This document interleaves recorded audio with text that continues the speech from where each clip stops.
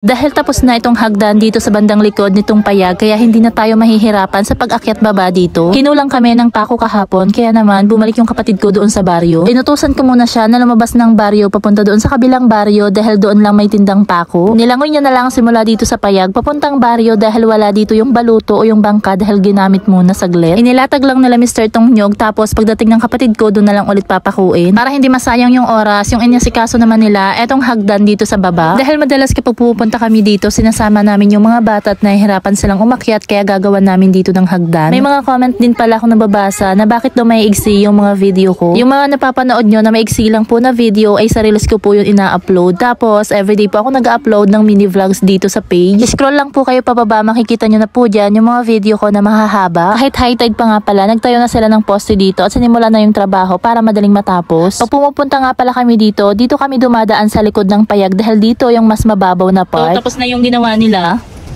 Ito nga pala yung ginawa nila ngayong araw. Ayan, yung daanan. Kasi nahihirapan talaga kami kapag pupunta kami ng mga bata tapos aakyat, diba? May ginawa sila na paakyatan. Tapos, ayan, dito. Kasi mas magandang may ganito. Kasi halimbawa, kung may laman yung bungsod o bunuan namin, pwede kaming maglinis ng isda dito. May ihawan kami dito. Tapos, pwede kaming kumain or mag-budol fight dito, diba? Diba napaka ano? Yaan nyo mga mare, kasi pag maayos na talaga, gagawa ko ng content dito. Mag-budol fight tayo.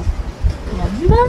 Sakto nga din tong daanan dito sa likod dahil kapag low tide na mga mare, yung natatanaw nyo na dagat, bumababa talaga yung tubig dagat dyan. Tas nakikita mo na lang dyan buhangin at maraming seashells dyan na pwedeng makain. Isa yon sa gustong gusto kong ginagawa, yung manguha ng mga seashells dyan o mga sikad-sikad kung tawagin dito sa amin. Nitong nakaraang araw nga pala, pumupunta kami dyan kapag nakikita namin na low tide na. Kasama ko yung mga anak ko, nangunguha kami ng mga seashells kahit napakainit. Pero mas marami yung makukuha mong seashells dyan kapag season nila. Pero ngayon, tapos na yung season nila kaya hindi na gaanong madami. Ganito na nga pala yung itsura ng likod ng payag kapag nandito ka sa baba. Sigurado ako kapag pumunta yung mga bata dito at nakita nila to, matutuwa sila dahil hindi na sila mahihirapan sa pag-akyat. Pag-akyat mo dito, ganito nga pala yung makikita mo sa loob. Pagkatapos nilang gawin yung pinakahagdan, pumunta nga pala sila dito sa ilalim ng payag. Inayos nga pala nila itong lambat. Marami talagang nagtatanong hanggang ngayon kahit paulit-ulit ko nang sinasagot, bakit daw naglagay dito ng lambat sa ilalim ng payag? Kaya din tuloy ako nasasabihan ng paulit-ulit daw yung mga content ko at wala na daw ba ako ibang mai-content? Paano ba naman kasi paulit-ulit din kayo sa kakatanong?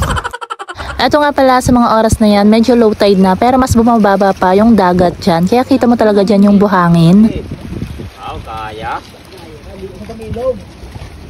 Low tide na, may mga nangunguha ng shells pero nandun sa kabila. At kinabukasan umuulan pa rin, magdamag talaga yung ulan, halos hindi talaga tumitigil. Galing si Mr. sa bunuan, madaling araw siya pumunta at eto yung laman. Kulambutan nga pala yung tawag nito sa amin at nasa 2 kilos nga daw ata to. Nung pumunta nga pala si Mr. sa bunuan o bungsod, sinasama niya nga sana ako kaso napakalamig, hindi ko kaya hindi ako sumama. Naipakita ko sana sa inyo to sa loob ng bungsod o bunuan namin. May nagtanong nga pala kay Mr. kung ibebenta nga daw to pero hindi namin to ibebenta, iuulam namin to dahil sigurado maghapon na naming ulam yan. Yung kasama nga pala nitong isda niluto na, inalmusal namin, kinalamansian nga pala yung isda, tapos eto naman ikakalamaris namin, tas ia-adobo. Dahil malaki nga yung kulambutan, eto nga pala yung pinakalikod niya, nakalimutan ko lang kung anong tawag dito sa amin. At kung nakarating ka nga pala sa part na to, gusto kong magpasalamat sa panonood mo ng simpleng buhay namin dito sa probinsya ng Samar. At kung nagustuhan mo nga pala yung video na to, pasuyo pa like and share na lang din. Salamat!